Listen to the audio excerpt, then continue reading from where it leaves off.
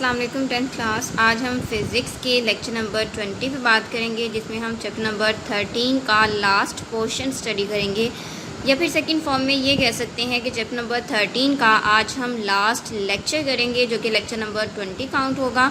और chapter number 13 के numericals करेंगे इस लेक्चर में। न्यूमेरिकल्स इसके ऑलमोस्ट जो हैं वो 10 हैं, तो 13.1 टू 13.10 तक हम सारे न्यूमेरिकल्स करेंगे।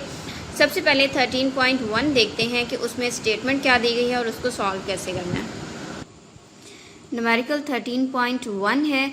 इसमें देखें, the charge of how many negatively charged particles would be equal to. Charge जो है वो किसके इक्वल है? 100 माइक्रो कॉलम के। तो हम लिखेंगे Q is equal to 100 micro coulomb. Micro चूँकि प्रीफिक्स है तो इसकी वैल्यू होती है 10⁻⁶। इसकी वैल्यू पुट कर देंगे 100 multiply 10⁻⁶ columns. Assume charge on one negative particle is। Negative particle जो है मीन्स कि वो इलेक्ट्रॉन्स होते हैं, तो E जो है वो किसके इक्वल है? 1.6 मल्टीप्लाई 10⁻⁻19 कॉलम। फाइंड हमने क्या करना है? How many negatively charge means कि कितने नंबर ऑफ चार्जेस हैं। इट्स मीन्स कि नंबर ऑफ चार्जेस हमने फाइंड करने हैं। n की वैल्यू हम उसे n कंसिडर कर लेंगे। हमारे पास फॉर्मूला है Q is equals to NE। अगर हमने इसमें से n निकालना है तो n is equals to Q over E हो जाएगा। E जो है वो इधर से इधर आके डिवाइड हो जाएगा। दोनों की वैल्यूज़ हमने पुट करनी है। वैल्यूज़ पुट करने के बाद 100 को 1.6 से डिवाइड किया तो ये सिचुएशन आ गई। -6 -19 जब ऊपर जाएगा तो वो +19 हो जाएगा। आप इसको सिंपल कैलकुलेटर पे राइट करें। 100 एक्सपोनेंशियल -6 ओवर में 1.6 एक्सपोनेंशियल -19, तो आपके पास डायरेक्ट आंसर आ जाएगा 6.25 मल्टीप्लाई 10⁻14। नेक्स्ट न्यूमेरिकल है 13.2 है। 2 point charges Q1 is equal to this, Q2 is equal to this are placed at a distance of 150 metres. What will be the Coulomb's force? Force find करनी है। Also find the direction of force. Direction of force भी find करनी है। तो सबसे पहले हमने Q1 लिखा जिसमें माइक्रो था और हमने उसे चेंज कर दिया। Q2 लिखा, उसमें भी माइक्रो को चेंज किया। R जो था वो 150 सेंटीमीटर था। तो सेंटीमीटर जो है वो रेडियस का यूनिट नहीं होता है, ये डिस्टेंस का यूनिट नहीं होता है, बल्कि उसका जो SI यूनिट है वो क्या है? मीटर। तो हम उसे मीटर में ट्रांसफर करेंगे। R is equal to 1.5 metres. Force find करनी है, डायरेक्शन ऑफ फोर्स फाइंड करनी है।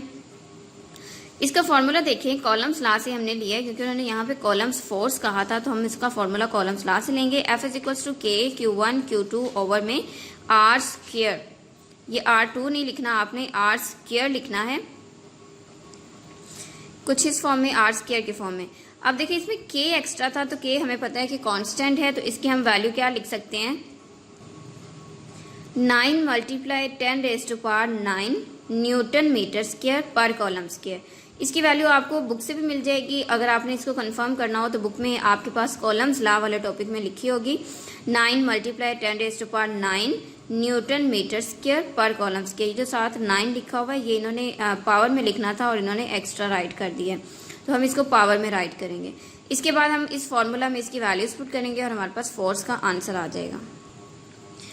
ये देखें, F इज इक्वल टू ये K की वैल्यू पुट की गई है Q1 Q2 ओवर में R स्क्वायर। यहाँ पर बच्चे आप अक्सर प्रॉब्लम करेंगे, आप इसका स्क्वायर मिस कर जाएंगे। तो स्क्वायर जो है ये आपने मिस नहीं करना। जिस तरह से चैप्टर 5 के न्यूमेरिकल्स में हमने किया था, नीचे R स्क्वायर दिया होता था या R+8 स्क्वायर दिया होता था, तो वो स्क्वायर्स के ही ज़्यादा प्रॉब्लम्स आते थे। तो यहाँ पर भी आपने स्क्वायर मिस कर दिया तो पूरा आंसर रॉन्ग हो जाएगा। सबसे पहले उन्होंने स्क्वायर को सॉल्व किया है, 2.25 आया 1.5 का स्क्वायर। इसके बाद उन्होंने उसकी पावर्स को ले लिया। आप जनरल इसको इस तरह से कर सकते हैं, इसको लिखें, मल्टीप्लाई ये लिखें, डिवीजन में इसका स्क्वायर लिखें, जो आंसर आएगा इसके साथ मल्टीप्लाई कर दें, या फिर ऊपर वाली तीनों वैल्यूज़ को मल्टीप्लाई करके इससे डिवाइड कर दें तो फाइनल आंसर आ जाएगा। डायरेक्शन में देखें, चूँकि बोथ चार्जेस जो है वो पॉइंट चार्जेस हैं। पॉइंट चार्जेस की बात की गई है, तो पॉइंट चार्जेस जो हैं वो सेम हैं, और जब भी चार्जेस सेम होंगे तो उनके दरमियान में फोर्स ऑफ रिपल्शन होगी। जब सेम चार्जेस होंगे तो उनके दरमियान में फोर्स ऑफ रिपल्शन होगी। नेक्स्ट हम देखते हैं 13.3। Force of repulsion between two identical positive charges is 0.8। Force जो है वो 0.8 है, रेडियस जो है वो 0.1 है, और हमने हर चार्ज को फाइंड करना है। K की वैल्यू हमने ऐड कर दिया खुद ही। अब चार्जेस उन्होंने कहा है identical positive charges, identical means के सेम, दो सेम पॉजिटिव चार्जेस हैं Q1 और Q2 जो हैं वो दोनों इक्वल हैं, जिसको हम Q कंसीडर कर लेंगे। फॉर्मूला हमने इस तरह से कुछ अरेंज करना है, F is equal to K Q1 Q2 over are square. चूंकि दोनों सेम हैं तो Q1 Q2 की जगह पे Q पुट किया जाएगा और वो क्या बनेगा Q स्क्वायर। F और R स्क्वायर मल्टीप्लाई हो जाएंगे, is equal to K Q square रह जाएगा, K इधर से इधर आके डिवाइड हो जाएगा, तो ये सिचुएशन बनेगी। Q स्क्वायर में हम उसकी वैल्यूज पुट कर देंगे, R की वैल्यू पुट की, F की वैल्यू पुट की और K की वैल्यू पुट की। वैल्यूज पुट करने के बाद हम उसे इसका जो हमारे पास R था 0.1 उसका स्क्वायर लिया, तो ये स्क्वायर आ गया। उसके बाद आप इन दोनों को मल्टीप्लाई करके इससे डिवाइड करेंगे तो आपके पास आंसर आ जाएगा कुछ इस फॉर्म में। देन हम यहाँ पे क्योंकि स्क्वायर था तो स्क्वायर को एंड करने के लिए स्क्वायर रूट्स लेंगे, तो स्क्वायर रूट ले लिया और ये आंसर आ गया जो कि हमारा Q के इक्वल है। Q1 और Q2 दोनों का आंसर यही है। इसके बाद नेक्स्ट है 13.4। Two charges repel each other with a force of 0.1 Newton when they are 5 centimeter apart। दो चार्जेस हैं जिनके दरमियान फोर्स जो है F1 वो 0.1 न्यूटन है और R1 क्या है 5 centimetre. F1 0.1 newton, R1 5 centimetre. Find the force between the same charges when they are 2 centimetre apart. F2 हमने फाइंड करना है जबकि R2 उसका कितना दिया गया 2 सेंटीमीटर। सबसे पहले F1 का फॉर्मूला अप्लाई करेंगे, उसमें से हमने Q1 Q2 कह लें या फिर Q कह लें, Q हमने फाइंड करना है, वही Q की वैल्यू हम F2 के फॉर्मूला में पुट करेंगे तो F2 का आंसर आ जाएगा। तो यहाँ पर देखिए सबसे पहले हम Q1 Q2 की वैल्यू पुट करेंगे जो कि हम Q कंसिडर कर रहे हैं कि दोनों सेम चार्जेस हैं, इस वजह से हमने Q के लिखा है। इसके बाद हमने उसको सिंप्लीफाई किया है, सिंप्लीफाई करने के बाद हमने उसमें वैल्यूज पुट कर दी हैं। Q स्क्वायर जो है उसी को हम सॉल्व कर रहे हैं, ये हमारे पास Q स्क्वायर का आंसर आया है। Q स्क्वायर का हम स्क्वायर रूट लेंगे तो हमारे पास Q आ जाएगा। अब हमने क्या करना है, F2 का फॉर्मूला अप्लाई करना है और F2 का आंसर निकालना है। F2 is equal to K Q1 Q2 over are square. Q1 Q2 की जगह पे हम Q राइट कर सकते हैं, तो इसे हम Q स्क्वायर भी कह सकते हैं। तो ये हमारे पास जब हम सिंप्लीफाई करेंगे तो F2 का आंसर आएगा 0.62 न्यूटन। यहाँ तक हमारा ये न्यूमेरिकल कंप्लीट हो जाएगा।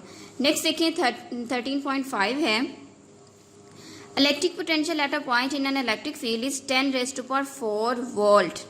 वोल्टेज कितना है 10⁴, चार्ज कितना है 100 माइक्रो कॉलम, और इसको माइक्रो को हम प्रीफिक्स वैल्यू चेंज करेंगे तो वर्क डन हमने फाइंड करना है।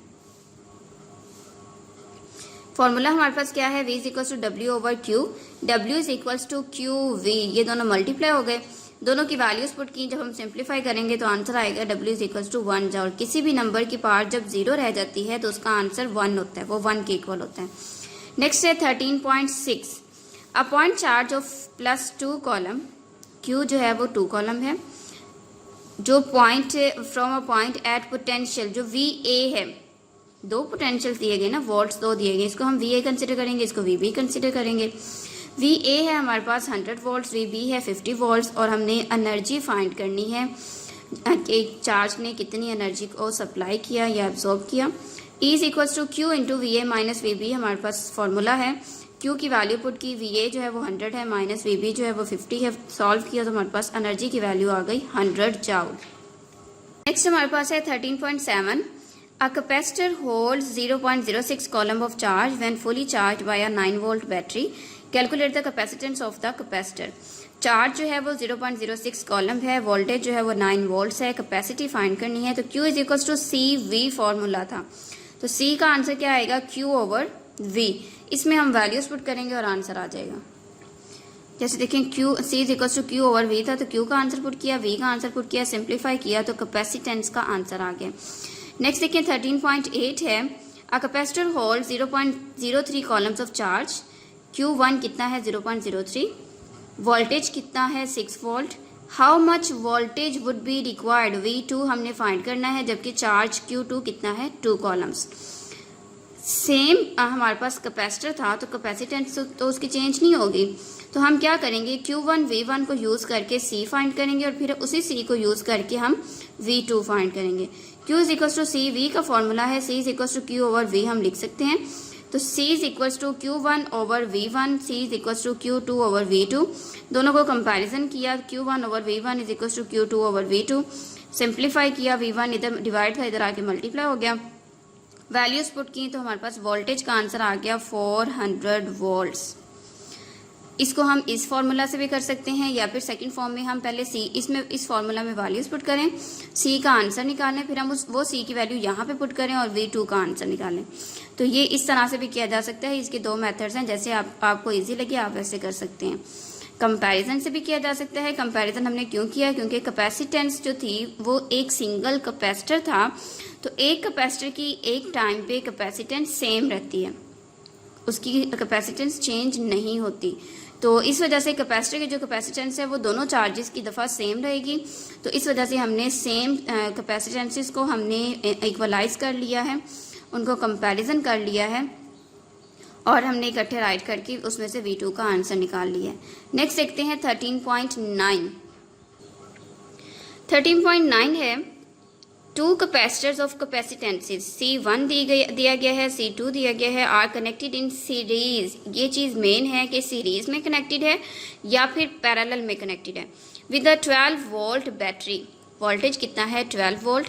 Find the equivalent capacitance, C equivalent find करनी है, of the combination find the charge, charges find करने हैं, and the potential differences find करने हैं। सबसे पहले तो हमें ये पता होना चाहिए कि सीरीज कॉम्बिनेशन में वोल्टेज सेम होता है या चार्ज सेम होता है। तो अगर आपने चैप्टर को अच्छे से स्टडी किया है और जो हमारे पास क्वेश्चंस थे, रिव्यू क्वेश्चंस, उनको अच्छे से किया है, तो उसमें इन क्वेश्चंस के आंसर्स थे कि सीरीज कॉम्बिनेशन में कौन सी चीज़ सेम होती है और कौन सी डिफरेंट होती है, और पैरेलल कॉम्बिनेशन में कौन सी चीज़ सेम होती है और कौन सी डिफरेंट होती है। सीरीज कॉम्बिनेशन में चार्ज की वैल्यू जो है वो सेम रहती है क्योंकि एक ही पाथ होता है। सीरीज कॉम्बिनेशन में चार्ज की वैल्यू सेम रहती है क्योंकि उसके पास सिंगल एक पाथ होता है, सिंगल वन पाथ होता है जिसमें चार्ज मूव कर सकता है, और उसमें वोल्टेज डिफरेंट होता है। सीरीज कॉम्बिनेशन में वोल्टेज डिफरेंट होता है, चार्ज सेम होता है। तो हमने फाइंड क्या करना है, C equivalent charge Q find करना है। हम Q1 Q2 नहीं लिखेंगे क्योंकि चार्जेस सेम होते हैं। Q फाइंड करना है, वोल्टेज डिफरेंट है इस वजह से हम V1 V2 लिखेंगे, चूंकि टू कैपेसिटर से इस वजह से हम V1 V2 लिखेंगे। सी इक्विवेलेंट का फॉर्मूला जो है वो उसमें सीरीज कॉम्बिनेशन में क्या होता है, रेसिप्रोकल्स वाला 1/C1 + 1/C2 वैल्यूज पुट की। इसमें नोट कर लें कि हमने माइक्रो को फिलहाल चेंज नहीं किया क्योंकि हम सी दोनों में से सी ही फाइंड करना चाह रहे हैं, तो इस वजह से हम इस माइक्रो को चेंज नहीं करेंगे। अदरवाइज अगर हम चेंज करते हैं तो फिर हमें एंड पे जाके दोबारा से उसे माइक्रो में ट्रांसफ़र करना पड़ेगा। इस वजह से फ़िलहाल हम कैपेसिटेंस फाइंड करने लगे हैं, तो हम इस माइक्रो को चेंज नहीं करेंगे। 1/6 + 1/12 है, इसका एलसीएम लिया, तो एलसीएम लेने के बाद हमारे पास कुछ ये सिचुएशन बनी कि जो सी इक्विवेलेंट है, ये सी टोटल है, वो किसके इक्वल आ गई है, 4 माइक्रोफैरड के। चार्ज Q फाइंड करना था, तो Q का आंसर क्या है, C इक्विवेलेंट इनटू वोल्टेज। चूंकि टोटल चार्ज था तो टोटल चार्ज के लिए हम टोटल कैपेसिटेंस और टोटल वोल्टेज यूज़ करेंगे। टोटल कैपेसिटेंस हमने निकाली है C इक्विवेलेंट की फॉर्म में, वो राइट की, और वोल्टेज राइट किया, दोनों को मल्टीप्लाई किया, तो ये सिचुएशन आ गई। ये भी माइक्रो कॉलम में आंसर आया। देन हमने V1 फाइंड करना है, उसके बाद V2 फाइंड करना है। Q = C1 V1, Q चूँकि सेम है इस वजह से हमने इसको Q ही राइट किया है। Q = C1 V1 है, इसको हम लिख सकते हैं V1 = Q/C1। Q की वैल्यू पुट की, C1 की वैल्यू पुट की, कैंसिल होने के बाद ये V1 का आंसर क्या आ गया, 8 वोल्ट। V2 भी सेम इसी तरह से फाइंड किया, तो हमारे पास क्या आंसर आ जाएगा, 4 वोल्ट। तो ये हमने चारों चीज़ें फाइंड कर ली हैं, इक्विवेलेंट भी, चार्ज भी और दोनों वोल्टेजेस भी। नेक्स्ट 13.10 है, सेम इसी तरह से न्यूमेरिकल है, सेम वैल्यूज़ के साथ है, लेकिन उसमें सीरीज कॉम्बिनेशन था और इसमें क्या है, पैरेलल कॉम्बिनेशन है। तो C1 हम लिखेंगे, C2 लिखेंगे, वोल्टेज लिखेंगे, इक्विवेलेंट हमने फाइंड करनी है, Q1 Q2। उसमें क्या था, चार्ज सेम था, अब क्या है, चार्ज डिफरेंट है। उसमें वोल्टेज से जो है वो डिफरेंट था, यहाँ पे वोल्टेज क्या है, सेम। तो C इक्विवेलेंट, और इसमें हम Q1 Q2 लिखेंगे, और वोल्टेज चूंकि सेम है इस वजह से हम V ही लिखेंगे। C इक्विवेलेंट का फॉर्मूला क्या है, C1 + C2, तो दोनों को प्लस किया तो 18 माइक्रोफैरड आ गया। Q1 के फॉर्मूले में क्या हम लिखेंगे, C1 V, सेम उसी तरह से आंसर निकाला। Q2 के फॉर्मूला में भी सेम ऐसे ही हम यूज़ करेंगे। Q2 is equal to C2V 12 multiply 10⁻⁻6 multiply 12, तो इसका हम सिंप्लीफाई करेंगे तो ये आंसर आ जाएगा। अब देखिए उन्होंने पोटेंशियल डिफरेंस पहले भी दिया है और बाद में भी कहा है कि फाइंड करें, तो हम यहाँ पे एक रीज़न राइट कर देंगे कि जब कैपेसिटर्स पैरेलल कॉम्बिनेशन में होते हैं तो उसका पोटेंशियल डिफरेंस जो है वो उन कैपेसिटर्स के हर कैपेसिटर के दरमियान में जो पोटेंशियल डिफरेंस होता है वो सेम होता है। लिहाजा जो उन्होंने ओवरऑल टोटल पोटेंशियल डिफरेंस बताया है वही इक्वल है इस पोटेंशियल डिफरेंस के जो मेजर करने के लिए कहा गया है। तो हम लिखेंगे क्या, when capacitors are connected in parallel combination then potential difference in each capacitor would be same as that of battery. जितना बैटरी का वोल्टेज है उतना ही हर कैपेसिटर का वोल्टेज होगा। तो इस वजह से पोटेंशियल डिफरेंस किसके इक्वल आ गया है, 12 वोल्ट के, और ये हमारे पास ऑलरेडी डाटा में दिया हुआ था। आपने ये नहीं कहना कि डाटा में दिया हुआ है तो हम इस वोल्टेज को दोबारा क्यों लिखें, क्योंकि उन्होंने डाटा में दे दिया है, लेकिन हमने उसकी रीज़न राइट करनी है कि हम उसी वोल्टेज को क्लिक क्यों कर रहे हैं। हम न्यू वोल्टेज क्यों नहीं फाइंड कर रहे जैसे हमने 13.9 में किया है। तो हम जब ये रीज़न लिखेंगे तो क्लियर हो जाएगा कि जो वोल्टेज डाटा में दिया गया है वही वोल्टेज हमारा आंसर है। यहाँ तक हमारे ये न्यूमेरिकल्स कंप्लीट होते हैं। आपने चैप्टर 13 के न्यूमेरिकल्स को अच्छे से कीनली करना है।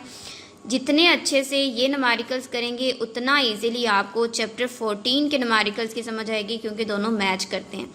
जिस तरह के न्यूमेरिकल्स चैप्टर नंबर 13 के हैं इसी तरह के न्यूमेरिकल्स चैप्टर नंबर 14 के भी हैं। इसी तरह से आपने जहाँ पे कैपेसिटेंसेस हैं वहाँ पे रेजिस्टेंसेस होंगे, तो सेम इसी तरह से हम सारा प्रोसेस करेंगे। आपने अच्छे से करनी है इसकी प्रैक्टिस।